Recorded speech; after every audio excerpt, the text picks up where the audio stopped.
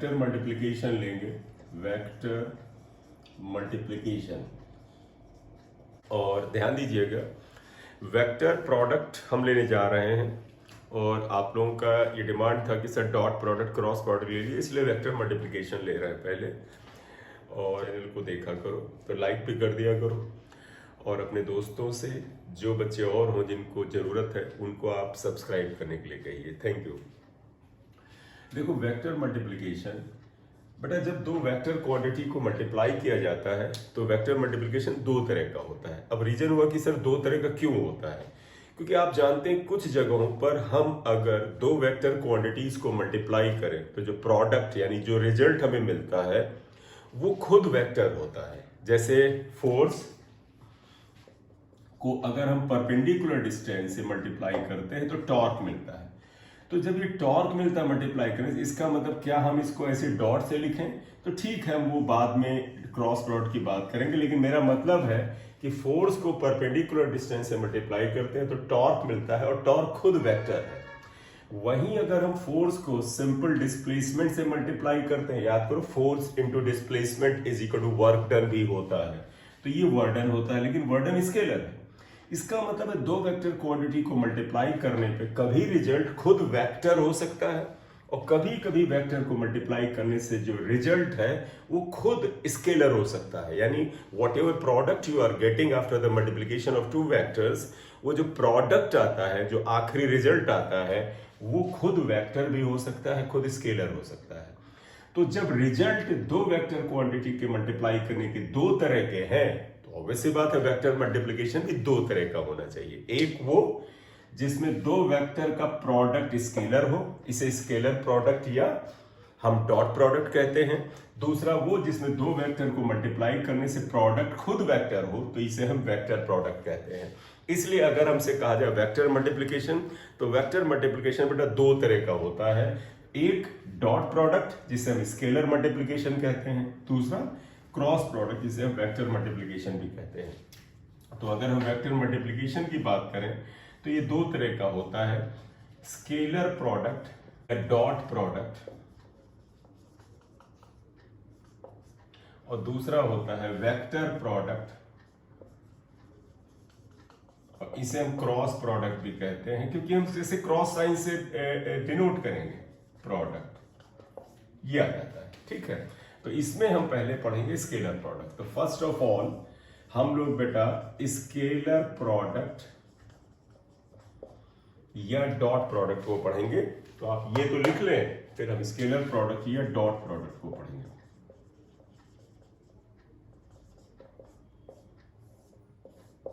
ठीक, अगर आप इसके हिसाब से डेफिनेशन देना चाहें जो यहां पे दिख रहा है तो आप खुद ही देखिए। अगर दो वेक्टर क्वांटिटी को बेटा हम इस तरह से मल्टीप्लाई करें कि उनका प्रोडक्ट जो मिले वो खुद स्केलर हो, तो इसे स्केलर प्रोडक्ट कहते हैं। तो एक डेफिनेशन आप जाए तो ये कह सकते हैं, if two vector quantities are multiplied such that their product is a scalar quantity,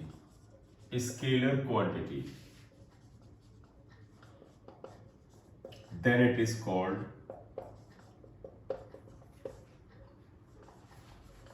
scalar product। तब हम इसे स्केलर प्रोडक्ट कहते हैं। खैर देखिएगा, if two vector quantities are multiplied such that their product is a scalar quantity then it is called scalar product। अब हम scalar product को अगर हम डायग्राम में शो करें तो जरा से यहाँ देखिएगा स्केलर प्रोडक्ट कैसे आएगा, जरा ध्यान दीजिएगा यहाँ पर, वो हम इसको कैसे रिप्रेजेंट करेंगे। जैसे देखो बेटा, एक हमने वेक्टर ए ले लिया, ये एक्स एक्सिस के अलॉन्ग है, ये वेक्टर ए हमने ले लिया, ये एक्स एक्सिस के अलॉन्ग है, और एक वेक्टर को कुछ एंगल पे ले लिया बी को, and it makes angle theta with A. तो we have taken better two vectors, one is vector A which is along x axis। अब अगर हम तुमसे कहें कि वेक्टर B का कंपोनेंट निकाल लो, देखो B का कंपोनेंट निकाल लो A की डायरेक्शन में, तो आपने याद होगा रेजोल्यूशन ऑफ वेक्टर में पढ़ा होगा कि किसी वेक्टर का थीटा एंगल पे ये जो कंपोनेंट आ जाता है ये खुद बी कॉस थीटा के बराबर होता है। अब आपको पता है ये जो वेक्टर है ये ए को रिप्रेजेंट कर रहा है, यानी इसकी वैल्यू ए के बराबर है, और ये जो बी कॉस थीटा है ये इसी के पैरेलल ये कंपोनेंट आया। अब आप बताओ खुद, देखो ये हिस्सा इसी के पैरेलल है, ये हिस्सा ए के बराबर है। अब आप इन दोनों को मल्टीप्लाई करो, सिंपल गणित हो जाएगा। गणित में याद करो क्या, अगर मान लो ये 10 के बराबर है, ये 2 के बराबर है, तो मैं कहूं ये 2 और इस 10 का प्रोडक्ट क्या होगा, तो लिखोगे 10 यानी इसका मैग्नीट्यूड इंटू 2 यानी इसका मैग्नीट्यूड। तो अब देखिएगा जब चीजें एक ही डायरेक्शन में हैं तो आप कहोगे कि सर ये क्वांटिटी यहां से यहां तक है, इसका मैग्नीट्यूड ए के बराबर है, और ये क्वांटिटी यहां से यहां तक है, दोनों को मल्टीप्लाई करें तो जो रिजल्ट आएगा वो सिंपल न्यूमेरिकल वैल्यू आएगी, यानी उसका कोई डायरेक्शन नहीं होगा। तो यहां पे ध्यान रखना, आप यहां क्या लिख सकते हो, स्केलर प्रोडक्ट, जरा इसे समझने की कोशिश करिएगा, scalar product of vector A and B is, आप ऐसे लिखते हैं, इसका सिंबल बेटा ये है ए डॉट बी। याद करो हम लोग मल्टीप्लिकेशन के दो तरीके लिखते हैं, या तो इनटू का साइन बनाते हैं ऐसे बीच में लगाते हैं, तो इसे हम क्रॉस प्रोडक्ट में यूज करने लगे हैं, और अगर हम ए और बी के मल्टीप्लिकेशन को ऐसे एक डॉट लगा के करते हैं तो इसे डॉट प्रोडक्ट में यूज करते हैं। तो ये सहूलियत का विषय है कि डॉट प्रोडक्ट में हम डॉट लगा के मल्टीप्लाई करते हैं। Scalar product of A and B को आप लिखोगे तो ए डॉट बी आएगा, और ये जानते हो बेटा किसके बराबर आएगा, ये आएगा मैग्नीट्यूड ऑफ ए, ये ए का मैग्नीट्यूड, और ए की डायरेक्शन में दूसरे वेक्टर का कंपोनेंट देखो, तो सुनिएगा बेटा, मैग्नीट्यूड ऑफ ए ये लिख दिया, और दूसरे वेक्टर यानी बी का हिस्सा कंपोनेंट ए की डायरेक्शन में, तो ये कितने के बराबर है, बी कॉस थीटा। तो इसलिए आप ध्यान रख लो, अगर दो वेक्टर ए और बी हैं, उनके बीच का एंगल अगर थीटा है तो उनका डॉट प्रोडक्ट होता है ए बी कॉस थीटा। ये आया। तो अब इसे आप ध्यान रख सकते हैं, दो वेक्टर है बेटा ए और बी, उनके बीच का एंगल थीटा है, तो इनका डॉट प्रोडक्ट आएगा ए बी कॉस थीटा। अगर अब आप ये डेफिनेशन लिखना चाहें, इसे मैथमेटिकल डेफिनेशन कहते हैं, तो क्या लिखोगे कि dot product of two vector is equal to the product of their magnitude and cos of angle between them. तो आप लिख सकते हैं देयरफॉर स्केलर या डॉट प्रोडक्ट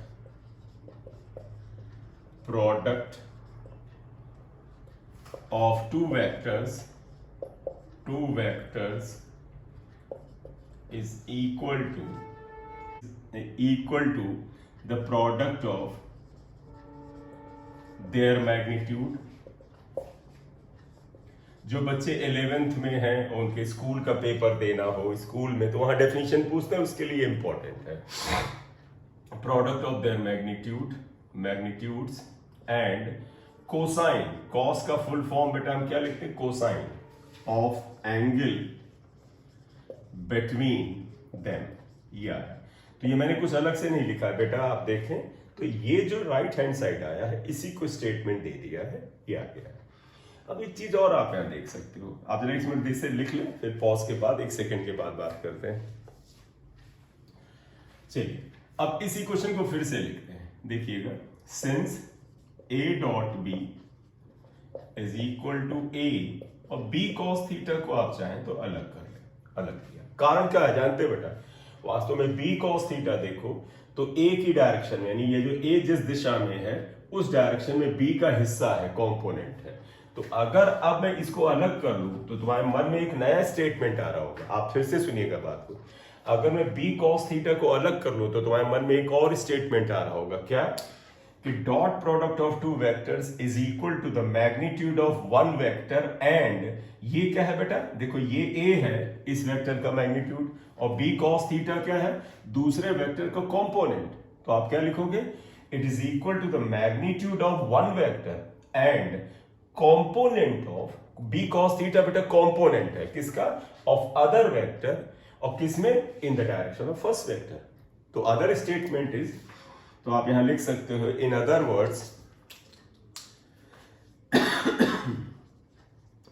वर्ड्स अगर आप लिखें तो क्या लिख सकते हैं, इसको दे रहे हैं, देखो बेटा, स्केलर और dot product two vectors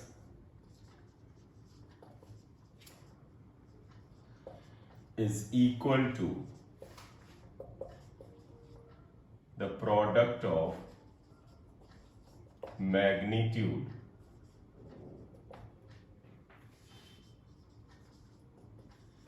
of one vector, देखो बेटा मैग्नीट्यूड ऑफ वन वेक्टर ये, एंड कंपोनेंट अदर वेक्टर, देखो ये बी का कंपोनेंट है, कंपोनेंट ऑफ अदर वेक्टर, और किस डायरेक्शन में बेटा आप देखो, B cos theta is the component in the direction of first vector, component of other vector in the direction of first vector. तो आप ये भी डेफिनेशन लिख सकते हैं, अगर ऑप्शन में आपके इस तरह की डेफिनेशन हो तो आप उसे करेक्ट मानेंगे।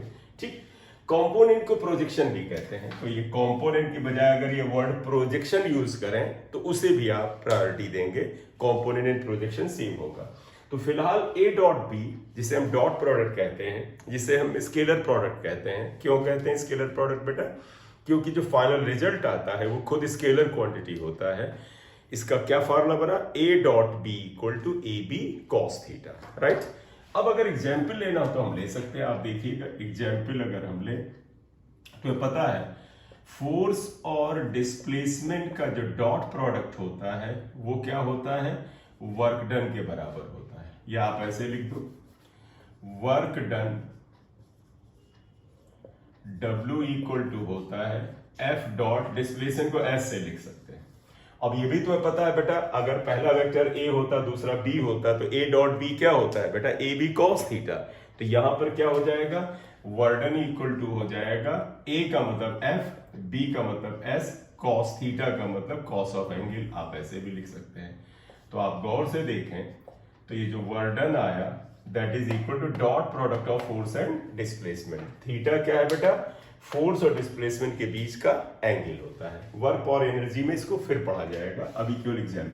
अब इस इंपॉर्टेंट बात बेटा यहां प्रॉपर्टीज है, properties of scalar product, scalar product की प्रॉपर्टीज लेने जा रहे हैं। प्रॉपर्टीज ऑफ स्केलर प्रोडक्ट सबसे आइएगा, बड़े इंपॉर्टेंट है। पहला, स्केलर प्रोडक्ट इज कम्यूटेटिव। बेटा ये कम्यूटेटिव होता है, कम्यूटेटिव का मतलब हिंदी में क्रम विनिमेय कहते हैं। इसका मतलब ये हुआ, जरा ध्यान रखिएगा, that is vector A dot vector B, आप चाहे तो इसको B डॉट A लिख सकते हैं। तो आप देखो, मतलब आप देखिएगा A डॉट B में अगर B और A का ऑर्डर बदल दें ऐसे आ जाएगा, दोनों सेम होंगे, यानी A dot B can also be written as B dot A। तो ये इसका कम्यूटेटिव, देखो ऑर्डर बदल देना, कम्यूटेटिव मतलब क्रम बदल देना, इसे कम्यूटेटिव लॉ कहते हैं। दूसरा क्या होता है, scalar product is distributive. Distributive, ये बेटा डिस्ट्रीब्यूटिव होता है ऑन एडिशन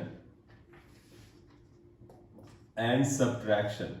ये कोई बड़ी नई बात नहीं है, आप जानते भी हैं। ये एडिशन यानी जोड़ पर और सब्ट्रैक्शन में घटाने पर डिस्ट्रीब्यूटिव होता है। जैसे आपको ध्यान दो, देखो बेटा ए डॉट अगर हम लिखें और ब्रैकेट लिखें B प्लस C, ये हमने लिखा, तो देखना बेटा क्या आएगा। अगर आपको गणित के अनुसार मैं कहता है ये ब्रैकेट ओपन करो, तो आप ऐसे करते ना कि सर A को पहले मल्टीप्लाई करें B से, तो आप ऐसे लिखते A डॉट, देखो A डॉट B, फिर बीच में प्लस का साइन लगाते और फिर लिखते A dot C, A dot C। तो आप देखिए क्या हुआ, ये जो डॉट प्रोडक्ट है एडिशन, एडिशन मतलब प्लस पर देखो डिस्ट्रीब्यूट यानी वितरित हो गया, वितरित हो गया यानी बिखर गया। तो देखो आप इसे लिखते A dot B plus A dot C, ये लिखते। अगर आप देखिएगा बेटा, अगर यहाँ माइनस होता, यहाँ प्लस की जगह माइनस होता, तो आप लिखते A डॉट B और फिर ये माइनस लिखते A डॉट C। तो यानी कि डॉट प्रोडक्ट प्लस और माइनस दोनों पे डिस्ट्रीब्यूट होता है। हम लिखते रहे, कोई बड़ी बात नहीं है। ठीक, ये सेकंड प्रॉपर्टी है। फर्स्ट थोड़ी ज्यादा इंपॉर्टेंट है, सेकंड कोई इतनी इंपॉर्टेंट नहीं। टू प्रॉपर्टीज हो गई, नोट कर ले। थर्ड आइएगा, dot product of two parallel vectors हम ये लेना चाहते हैं।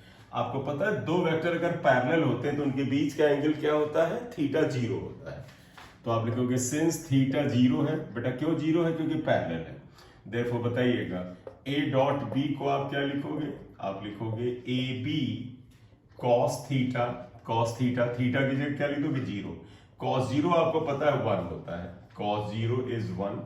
तो therefore vector A dot vector B equal to A और बी ही बचेगा बेटा ये, क्योंकि ये 1 होता है। तो दो पैरेलल वेक्टर का डॉट प्रोडक्ट कोई बड़ी खास बात नहीं आता है। देखो दो पैरेलल वेक्टर का डॉट प्रोडक्ट आता है magnitude of first vector and magnitude of second vector. Clear. 4 dot product of two perpendicular, और ये बड़ा इंपॉर्टेंट है, तो पता है ये परपेंडिकुलर का हम साइन ऐसे लिखते हैं, परपेंडिकुलर हमने लिखा वेक्टर्स इज 0, दो परपेंडिकुलर वेक्टर्स का। बट देखो अगर ये परपेंडिकुलर है तो आप लिखोगे थीटा इक्वल टू क्या है 90 degree. Therefore A dot B equal to क्या हो जाएगा, ए का मैग्नीट्यूड बी का मैग्नीट्यूड एंड कॉस ऑफ, ये परपेंडिकुलर का मतलब क्या हो 90, और तो पता है कॉस 90 0 होता है, कॉस 90 0 होता है, इसलिए ये पूरा टर्म 0 हो जाएगा। A dot B equal to 0।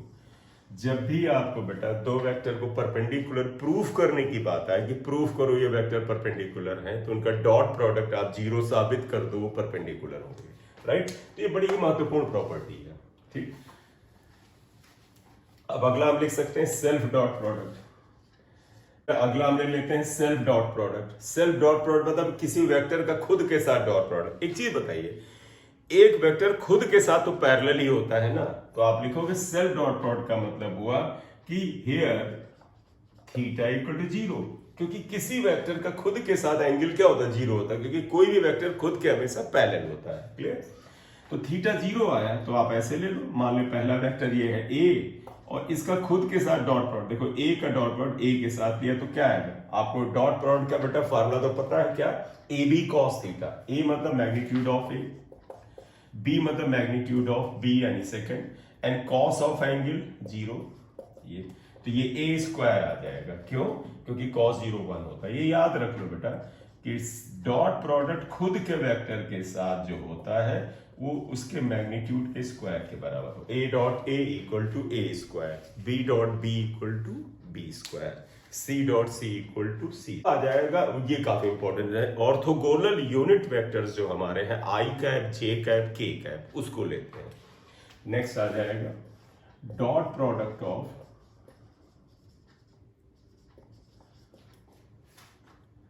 I cap J cap and के कैप। चलिएगा इसमें हम बेटा पहले ऐसा करते हैं, जरा आप वापस आइएगा। देखो पहला हम आई का आई से डॉट प्रोडक्ट लेते हैं। अब एक चीज बताइएगा, देखो अगर ए डॉट बी हम लिखते हैं तो ये क्या होता है, ए का मैग्नीट्यूड बी का magnitude and cos of angle cos theta, ये होता है। इसी का इस्तेमाल कर रहे हैं, जरा आइएगा ध्यान दीजिएगा। बताओ बेटा जैसे ए डॉट बी होता है ए बी कॉस थीटा, वैसे बताओ आई डॉट आई क्या आएगा। देखो ए का मतलब यहां ए का मैग्नीट्यूड था, आई का मैग्नीट्यूड क्या है 1। क्यों 1 है बेटा, सभी को पता है, ना पता हो फिर बता दे। I cap is unit vector along X axis. Unit vector का मैग्नीट्यूड 1 होता है, इसीलिए उसका नाम ही है यूनिट, यूनिट माने 1। तो आई कैप का मैग्नीट्यूड 1, दूसरा आई कैप इसका भी मैग्नीट्यूड 1, क्योंकि हम पहले का मैग्नीट्यूड लिखते हैं, दूसरे का मैग्नीट्यूड और उनके बीच का एंगल। बताओ आई का आई के साथ एंगल क्या होगा 0। तो देखो बेटा 1 1 cos 0 भी 1 होता 1 आएगा। क्लियर। तो अब आप ये आ गया तो आप यहां लिख सकते हैं, अब याद मेमोरी के लिए कि आई डॉट आई को आप जब जरूरत पड़े तो 1 लिख दीजिए। इसी तरह से आइएगा जे डॉट जे क्या आएगा बताइएगा। देखो जे का मैग्नीट्यूड 1, इस जे का मैग्नीट्यूड 1 और ये बेटा वाई एक्सिस पर है, दोनों के बीच का एंगल क्या हुआ 0 cos 0, ये 1 आया। तो J dot J is also equal to 1 and K dot K आ जाइए, मैग्नीट्यूड ऑफ के 1, मैग्नीट्यूड ऑफ के 1 cos 0, फिर ये 1 आ गया। तो इसका मतलब है के डॉट के इक्वल टू 1। तो तो अब आप ये लिख सकते हैं, हेंस आप अगर इसे सब एक साथ समेटे तो क्या आएगा, I dot I equal to J dot J is equal to K dot K. बनाइएगा, बताइएगा। अब आई डॉट आई की बजाय आई डॉट जे ले रहे हैं, आई डॉट जे। रूल क्या कहता है, A dot B equal to A B cos theta, यानी आई का मैग्नीट्यूड 1, जे का मैग्नीट्यूड 1 और आई जे के बीच का एंगल बेटा क्या है, 90। आई मतलब एक्स एक्सिस, जे मतलब वाई एक्सिस, राइट। तो एंगल 90 हुआ, कॉस 90 आपको पता 0 होता है, 0 आएगा। याद रख लो I dot J equal to 0। Similarly आइए जे डॉट के क्या आ जाएगा, देखो जे का मैग्नीट्यूड 1, के का मैग्नीट्यूड 1, दोनों परपेंडिकुलर है, 90 इक्वल टू 0, इसलिए जे डॉट के इक्वल टू 0। थर्ड आ जाएगा के डॉट आई, ये आ गया, मैग्नीट्यूड ऑफ के 1, मैग्नीट्यूड ऑफ आई 1, कॉस 90 ये आया, and that is equal to 0। क्यों, कॉस 90 0 होता है, इसलिए K dot I is also equal to 0। तो आप देखिएगा आई जे के और के आई का डॉट प्रोडक्ट जो होता है बेटा वो 0 के बराबर होता है। ये अगली प्रॉपर्टी आ गई, इतना नोट कर। एक लास्ट प्रॉपर्टी इसकी बचती है, वो हम ये लेते हैं। देखो if vector A equal to A X I cap plus A Y J cap plus A Z K cap and vector B equal to B X I cap plus B Y J cap plus B Z K cap, ये दो vector दिए गए। हमसे कहा गया कि इनका dot product बताओ, तो जरा देखिएगा vector A dot vector B, इसका मतलब क्या हुआ आप जैसा देखिएगा, अगर इनका डॉट प्रोडक्ट मतलब समझना बेटा, यहाँ वेक्टर दिया, तुम कहो sir A B cos theta लिख दे, तो उससे क्या फायदा, क्यों, एंगल तो पता नहीं है, तो आप ऐसे लिखो, आपको ए वेक्टर यहां लिख लेते हैं A X plus A Z K cap और डॉट बी वेक्टर लिखते हैं B X plus B Z K cap, ये आया। अब आप देखो ए की जगह ए वेक्टर लिखा, बी की जगह बी लिखा, अब सिंपल मल्टीप्लिकेशन करेंगे बेटा, ध्यान दीजिएगा, ये vector A dot vector B है। सिंपल मल्टीप्लिकेशन मतलब आपको पता है गणित में छोटी क्लास में आप कैसे मल्टीप्लाई करते थे, पहले इसको पकड़ो ये और इसको ले जाओ और डॉट पर इसको मल्टीप्लाई कर दो इसमें इसमें इसमें, फिर इसको पकड़ो मल्टीप्लाई कर दो, फिर इसको पकड़ो मल्टीप्लाई कर दो। तो कर रहे हैं, देखिएगा, पहले ax को इसमें मल्टीप्लाई करें तो देखो क्या आएगा, ax bx, और तुम्हें पता ये i डॉट i आप यहां लिखो, क्लियर। फिर आप ax को इससे करें, ax by, देखो ax by i dot j plus, अब इसको लास्ट वाले टर्म से करें, ax bz i डॉट के। अब आप इसको भूल जाइए, इसको पकड़ लीजिए, इसको तीनों में करिए, यहां लिख रहे हैं देखो A Y B X J dot I, ठीक, plus A Y B Y J dot J, A Y B Z J dot K, last इसे चलिए, तो इसको तीनों में किया, इसको तीनों में किया, अब ये आया देखो ए जेड बी एक्स के डॉट आई, अब इसको इसमें करेंगे ए जेड बी वाई के dot J plus A Z B Z के डॉट के डॉट के, ये इतना है। तो हमने क्या किया, सिंपल मैथ्स की तरह इसको मल्टीप्लाई कर दिया। हाँ, डॉट को ध्यान में रखा, जहां जहां इसमें ये डिस्कस कर रहे थे, जरा ध्यान दें कि आई डॉट आई 1 होता है, जे डॉट जे भी 1 होता है, और फिर देखो के डॉट के 1 होता है। लेकिन इसके अलावा देखो आई डॉट जे ये 0 होता है, आई डॉट के 0 होता है, जे डॉट आई 0 होता है, ये भी 0 होता है, ये भी 0 होता है, ये भी 0 होता है। तो आप अगर गौर से देखें तो ए डॉट बी हमारे पास बचता क्या है, अगर आप इसको आप ध्यान से देखें तो आप देखिएगा बेटा, ये वाला टर्म ये वाला सब जीरो हो गए, सिर्फ ये टर्म बचा, सिर्फ ये वाला टर्म बचा और ये वाला टर्म बचा, इसके अलावा सारे टर्म जीरो हो गए। तो ये कितना बचा, देखो A X B X, I dot I 1 हो गया, छोड़ दो, A Y B Y plus A Z B Z. तो आप अगर गौर से देखें तो क्या आ रहा है, एक वेक्टर ए है एक बी है, उसका डॉट प्रोडक्ट लिया है। तो हमने इसको कैसे किया है, अगर आप देखें ए एक्स आई कैप, आप देखो ये ए X I cap, A Y J cap, A Z K cap है और ये वाला ऐसे टर्म है। तो जब वेक्टर को मल्टीप्लाई करते हैं तो अब आगे से आपको ये नहीं करना है, आप आगे से ये नहीं करेंगे, आप इसे नोट कर लिए होंगे, आप देखिएगा आगे आपसे ये नहीं करेंगे इतना सब। आप क्या करेंगे, आप कहेंगे कि हम सिर्फ इतना करेंगे, और ध्यान दीजिएगा वो क्या है, क्या कि आपको जब भी ए और बी का डॉट प्रोडक्ट लेना हो तो देखो बेटा, ये आई का कोएफिशिएंट ए एक्स है और इधर आई का कोएफिशिएंट बी एक्स है, इसको मल्टीप्लाई करिए। जे का कोएफिशिएंट ए वाई, जे का कोएफिशिएंट ए बी वाई से मल्टीप्लाई करिए, और इसी तरह से के का कोएफिशिएंट ये है, इसे मल्टीप्लाई कर दीजिए। तो इस तरह से ए डॉट बी आपको निकल आता है। तो ए डॉट बी निकालने का ये तरीका ध्यान रख लो, इसकी हमें बड़ी जरूरत पड़ती है। क्लियर? तो अब जैसे मैं एक क्वेश्चन ही ले लेता हूं, आप देखिएगा, जैसे एक न्यूमेरिकल ले लेता हूं, question find out dot product of vector A equal to 2i cap plus 2j cap minus 4k cap and vector B equal to i cap plus j cap minus 2k cap, इनका dot product कहते हैं।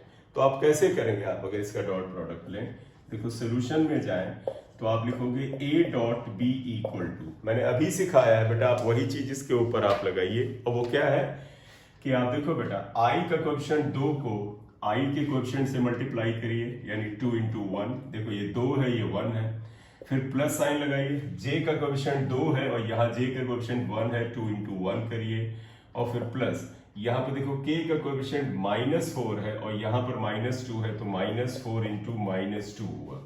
तो अगर आपसे पूछा जाए what is the value of a dot be in this case, तो देखो 2 + 2 और प्लस 8 आ जाएगा, 12 आ जाएगा, यानी इसकी वैल्यू 12 आ जाएगी। न्यूमेरिकल वैल्यू आ रही, आना भी चाहिए, डॉट प्रोडक्ट में न्यूमेरिकल वैल्यू ही आती है। अगले लेक्चर में इसके कुछ न्यूमेरिकल्स लेते हैं, फिर बात करते हैं, ठीक है।